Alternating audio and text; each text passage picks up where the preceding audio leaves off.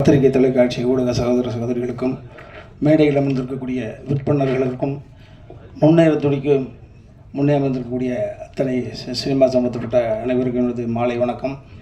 நான் அதில் பங்கு பெற்ற காரணத்தினால நிறைய காக்கைக்கு தன் குஞ்சு கோல்டு குஞ்சும்பாங்க.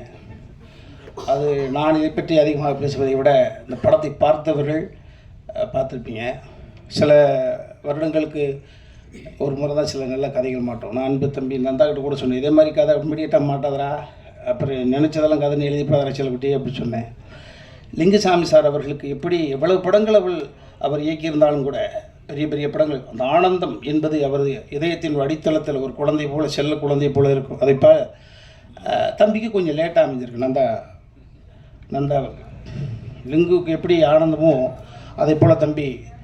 ஏன்னா அடிக்கடி சொல்லுவேன், ஒரு தெருவில் நடந்து போகிறோம், ஒரு நகை ஒன்று கிடக்குது, ஒரு 7.25 பவுண்டில் ஒரு நெக்லஸ்ஸு.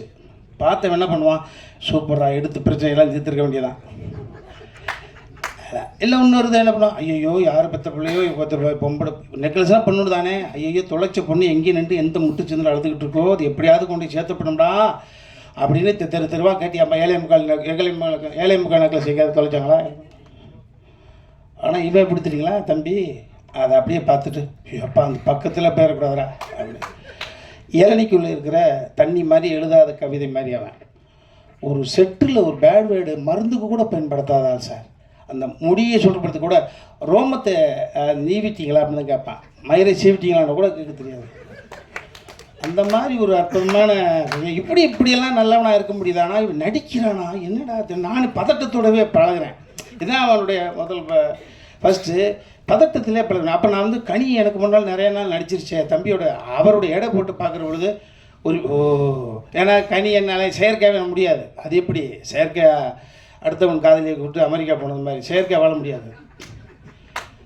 அதனால் அவரை பார்த்து இவ்வளவு அற்புதமாக இருக்கிறானே. ஓஹோ, அப்போ இப்பேற்பட்ட சிந்தனை கொண்டவன், நல்ல பாசிட்டிவ் தாட்ஸ் இருக்கக்கூடிய ஒரு பிள்ளை முரட்டுத்தனமான வெற்றிகளை குவிச்சு நேரம் ஒரு 7-8 வீடு வாங்கிட்டு ஒரு 5-6 வீடு வாடகைக்கு வேறு விட்டுருக்கலாமே.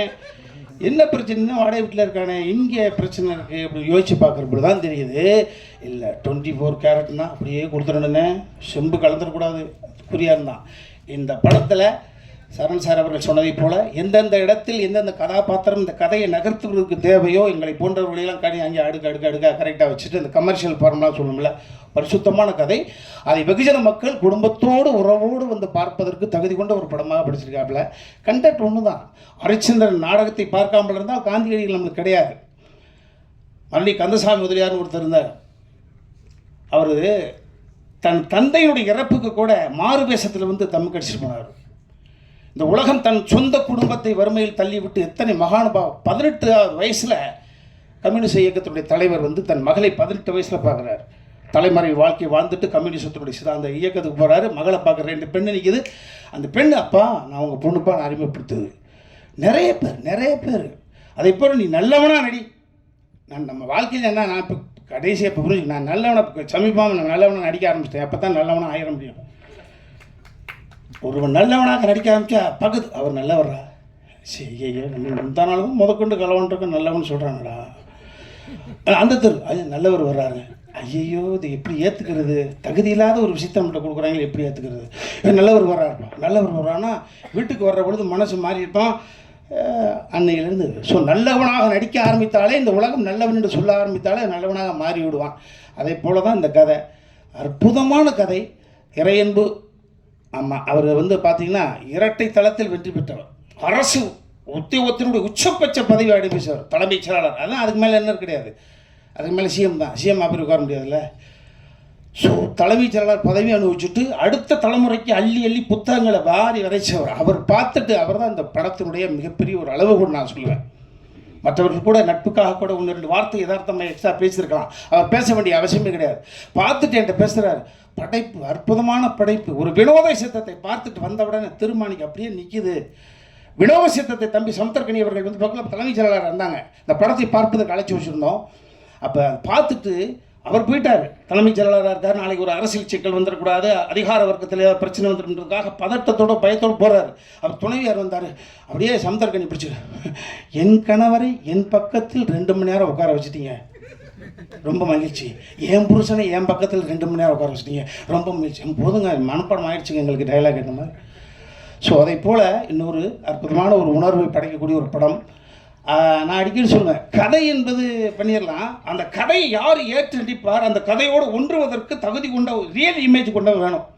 ஸோ இந்த திருமாணிக்கத்தை நீங்கள் நிச்சயமாக சொல்லுங்கள், வேறு யாரோட போய் ஒட்டி பார்த்தாலும் ஒத்துக்க மாட்டாங்க.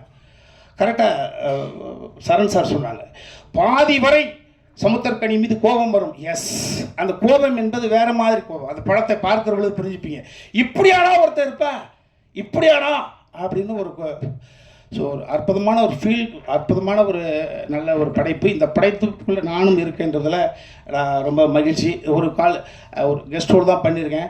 அதெல்லாம் தாண்டி என் தம்பி சமுத்திரக்கனி சொன்னான், எல்லாம் என்னப்பா பிறந்த ஊர்லேருந்து போயிட்டு ஆந்திராவுக்கு போயாச்சு, கொடிக்கு ஆந்திராவிலேருந்து ஒரு தயாரிப்பாளர் கொடுத்து வந்துருச்சு பிள்ளை.